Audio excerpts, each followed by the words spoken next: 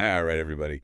Let's dive into this AI thing, this productivity boom everyone's talking about. Yeah, AI and productivity. Sounds very, very, buzzy right now. It does. It does. We've had a ton of you send us this article anticipating AI's next move. hmm And it is a long one. I'm not going to lie. Yeah. So we're going to unpack it, figure out like what's hype, what's real, what's actually going to make a difference in our work lives. Yeah, how can we use it? Exactly. Cut through.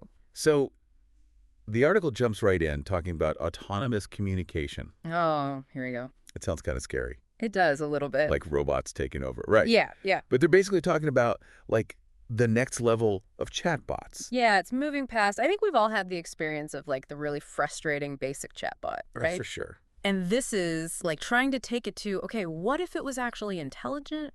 What if it could understand what your customer needs? So less like, keyword matching and more like actual problem solving. Exactly, actually solving things. Yeah.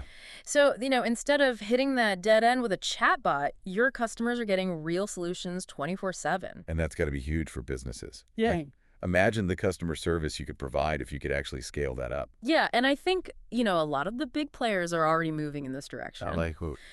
You've got Intercom, Core, Zendesk. A lot of those platforms are like really investing in this technology. Okay, so it's not just some futuristic fantasy. No, but and this is a big but. I think, the article also mentions that there's still a lot of skepticism about whether these systems are really truly intelligent. Are they actually understanding us, or are they just very good at mimicking human conversation?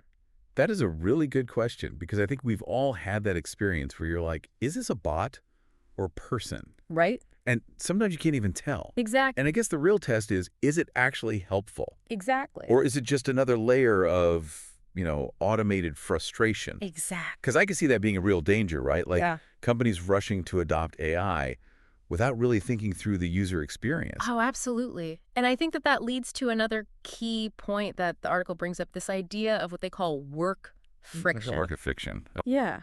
Have you heard that term before? I mean, I can guess what it means, but why don't you explain it? Okay, so basically, work friction is all the stuff that gets in the way of us actually doing our jobs, right? Okay, yeah, I feel that. It could be, confusing software. It could be unnecessary approvals, searching for the right document. Oh, just like a million little things that eat up your time. Exactly. And so what the article talked about is how AI can actually help us identify and eliminate that work friction. Oh, interesting. So not just automating tasks, but actually like making work itself less of a headache? Exactly. So instead of us having to figure it all out ourselves, AI can analyze how work actually gets done and pinpoint those bottlenecks. Okay, so like a consultant with X-ray vision into your workflow. Right. That's pretty cool.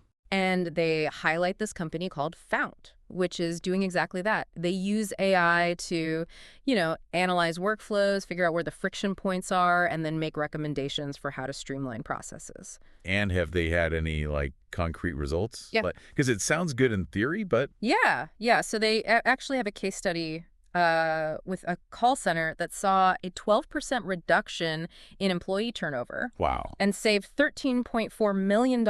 Okay, now you're talking, Just 9 months. that's huge. Yeah. All right, so AI is a money saver, potentially. Potentially. But what about the employees? Yeah. Like, is everyone happy to have AI analyzing their every move at work? Well, and that's the thing, right? I mean, it's really about using this technology, thoughtfully and ethically. Yeah, it's not about like AI Big Brother watching your every move. Yeah. More like, can it help us figure out how to work smarter, not harder? Right, exactly. To actually make those improvements, because, that's what it's really all about, right? For sure. I mean, happier employees are going to be more productive employees in the long run. Yeah, absolutely. Less stress, less burnout. Makes sense to me.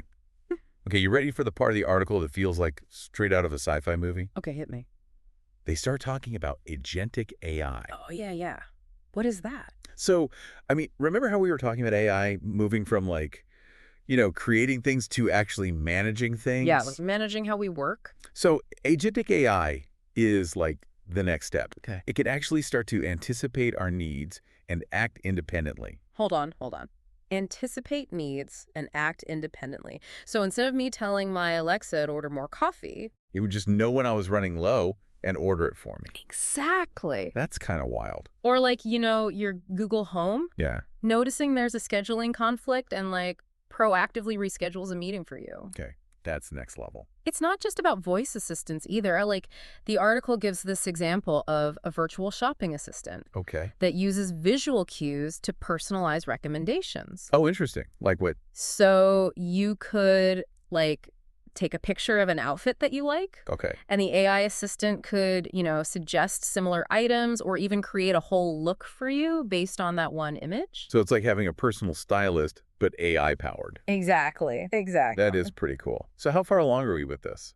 Are we talking like distant future, or Yeah. is this something that's happening now? Right. It's happening now. I mean, it's moving so fast. The article mentions that there are over 400 platforms out there Wait, 400? with agentic AI capabilities. That's insane. Yeah, it's exploding. Like, one that they highlight is this company called DevRev. Okay. They built their whole platform, it's called Agent OS, around this idea of AI agents that work proactively. Agent OS. All right, I got to check that out. But I mean, 400 platforms, that's a lot. Right. Like, it seems like agentic AI is about to be everywhere, It does. which makes you wonder, like, how much control are we really comfortable handing over? That's the big question, right? Yeah, I mean, where do we draw the line? exactly. And, what are we okay with AI doing on our behalf? Yeah, because it's one thing to have it order coffee, but it's another thing if it starts making like life choices for you. Okay, so we've got autonomous communication, we've got agentic AI tackling our to-do list.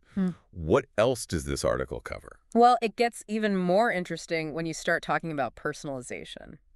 Okay, so like even more personalized than it already is. Way more I know, personalized. I'm listening, but I gotta say, I'm a little scared. Okay, well, I mean, think about it this way. Okay. Like, how many times you get those personalized marketing emails? Oh, all the time. But let's be honest, most of them are pretty generic. Totally. They just stick my name at the top and call it a day. Exactly. So this is about moving beyond that, right, to what they call hyper-personalization. Hyper-personalization. Yeah. Okay, so what does that even mean? Like, Yeah. what's the difference? It's about using AI and like massive amounts of data to create like a truly unique experience for every single individual. So instead of just getting an email with my name on it, it's like the company can read my mind and know exactly what I want. Kind of. It's about understanding your preferences, your needs, your behaviors on a much deeper level. Okay. I mean, imagine a website that like dynamically adjusts its content based on how you're browsing in real time. Oh, wow. Or like a financial advisor that gives you tailored advice based on a comprehensive analysis of, your whole financial situation. That's pretty impressive, I'm not going to lie. Right. But it also feels like we're getting into some maybe ethically murky territory here. Yeah. Like, how much data are we talking about? And how is it being used? Right. Because, it's one thing if AI helps me find a good pair of shoes, Right. but it's another thing if it can, like, influence my decisions in ways I don't even realize are happening.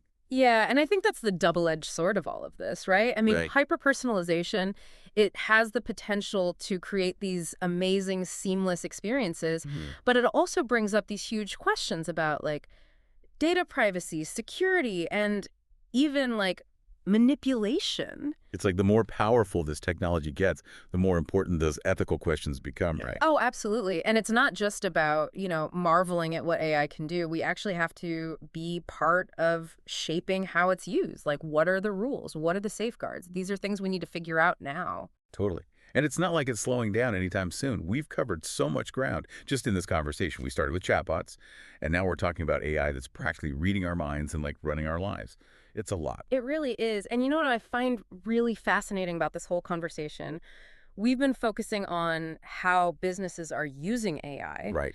But the article made me think about, well, what about us? What about just regular people? How can we use this stuff to, empower ourselves in our work, in our personal lives? I mean, the possibilities are kind of mind-blowing if you think about it. It's true. And we've talked about, AI managing our schedules, ordering our groceries. But what about like AI tutors that can personalize your education or AI fitness coaches that tailor workouts to your exact needs? Right. Or AI tools that help us manage our finances better or make healthier choices or even just connect with people who share our interests. It could be really amazing if it's used the right way. I think so. Well, this has been quite a deep dive. My brain is officially full, Mine too. but it's good. It's a good full. The best kind. So we've covered a lot of ground about AI's potential, but like you said, it's really up to us to shape what it becomes. It's going to be a wild ride, that's for sure. It is, and we want to hear from you. What are your thoughts on all this AI stuff? What excites you? What scares you? Hit us up on social media. Let's keep this conversation going. Thanks for listening, everybody.